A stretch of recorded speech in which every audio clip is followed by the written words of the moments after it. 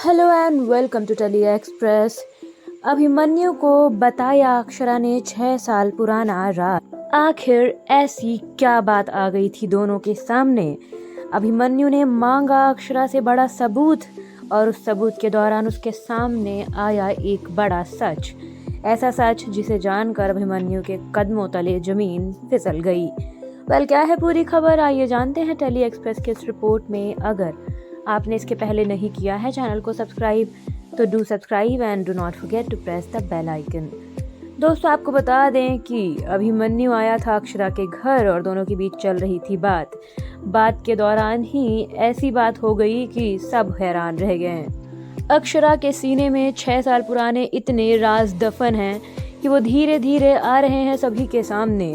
पहला राज जो अभिमन्यु का बेटा है, वो पहले ही अक्षरा की जिंदगी को बर्बाद करने में तुला हुआ है।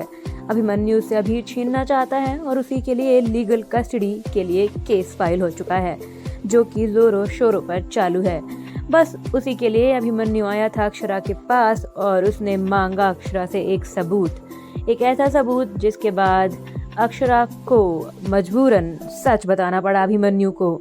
दोस्तों, आपको बता दें कि अभिमन्यु ने पूछा या कहें कि मांगा अक्षरा और अभिनव का मैरिज सर्टिफिकेट। अगर इन्होंने 6 साल पहले शादी की है तो उसका मैरिज सर्टिफिकेट दें, क्योंकि अभिमन्यु का ख्याल रखने के लिए, उसके पेरेंट्स बनने के लिए इन दोनों का कपल होना, जैसा कि ये क्लेम कर रहे हैं, उसका प्रूफ काफ़ी इम्पोर्टेंट है। अभिमन्यु ने कहा कि अक्षरा अपना और अभिनव का मैरिज सर्टिफिकेट दिखाओ, और तभी अक्षरा एकदम डर गई। जी हाँ, अक्षरा सोच में पड़ गई। वो हैरान हो गई, हकबका गई कि भाई वो मैरिज सर्टिफिकेट लाए कहाँ से। उन दोनों के बीच तो कभी शादी हुई ही नहीं है। और अभिमन्यु अक्षरा के फेशियल एक्सप्रेशंस को देखकर समझ गया कि अक्षरा के पास इन दोनों की शादी का कोई सबूत नहीं है।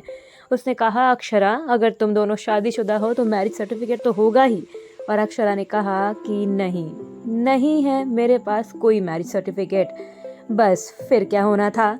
अभिमन्यु समझ गया कि अभिनव और अक्षरा की शादी अभीर की तरह ही एक और झूठ है। जैसे अभिमन्यु को पता ही नहीं था कि उसका बेटा है, वैसे ही अभिमन्यु के सामने एक और झूठ ये है कि अभिनव और अक्षरा पति पत्नी हैं। दरअसल इनकी शादी तो कभी हुई ही नहीं, और यही बात आ चुकी है अभिमन्यु के सामने, जिसको वो अब कोर्ट में पेश करने वाला है। ये दलील भी काम आएगी लीगल कस्टडी के लिए। दोस्तों, आपको क्या लगता है, अब अक्षरा इस मुसीबत से कैसे बचेगी? अपने व्यूज कमेंट सेक्शन में जरूर रखें। वीडियो को लाइक एंड शेयर करना ना भूलें।